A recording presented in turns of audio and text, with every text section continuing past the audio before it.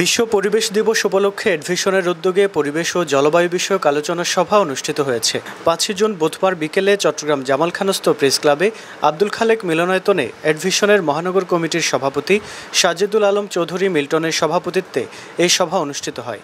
এতে প্রধান অতিথি ছিলেন সংগঠনের চেয়ারম্যান ও আওয়ামী লীগ নেতা শেখ নৌশের সরওয়ার পিল্টু। উদ্বোধক ছিলেন সংগঠনের উপদেষ্টা আওয়ামী লীগ নেতা আলহাজ মোহাম্মদ আমজাদ হোসেন হাজারি। প্রধান বক্তা ছিলেন কবি ও লেখক সাংবাদিক মোহাম্মদ কামাল উদ্দিন। বিশেষ বক্তা ছিলেন ফুলকলির জেনারেল ম্যানেজার এম.এ. সবুর। বিশেষ আলোচক ছিলেন শ্রমিক নেতা ও সংগঠনের উপদেষ্টা হাবিবুর রহমান হাবিব।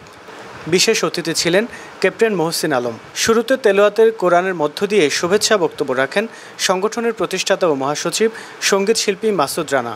প্রধান অতিথির বক্তব্যে বলেন, দেশ ও জাতিকে স্বচ্ছ দূষণমুক্ত পরিবেশ গড়ে তুলতে মাননীয় প্রধানমন্ত্রী শেখ হাসিনার দিক নির্দেশনা বাস্তবায়নে পরিবেশ উন্নয়ন সংস্থা এডভিশনের বিকল্প নেই। তাই দেশের স্বার্থে পরিবেশ রক্ষার্থে সকল মানুষের বনায়ন করা খুবই জরুরি এবং প্রতিটি মানুষের অন্তত 10টি করে গাছের চারা লাগানো খুবই জরুরি। এছাড়াও গুরুত্বপূর্ণ বক্তব্য রাখেন সংগঠনের সভাপতি মোহাম্মদ মাইনুল ইসলাম। এতে বক্তাদের সকল বক্তৃতায় উঠে আসে দেশের পরিবেশ ধ্বংসের উল্লেখযোগ্য নানান বিষয়াদি।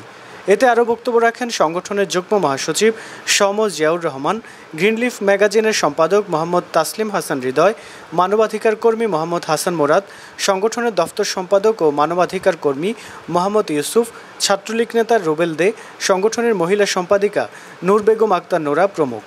অনুষ্ঠানটি সঞ্চালনা করেন কবি সোমা মুৎসুদ্দি।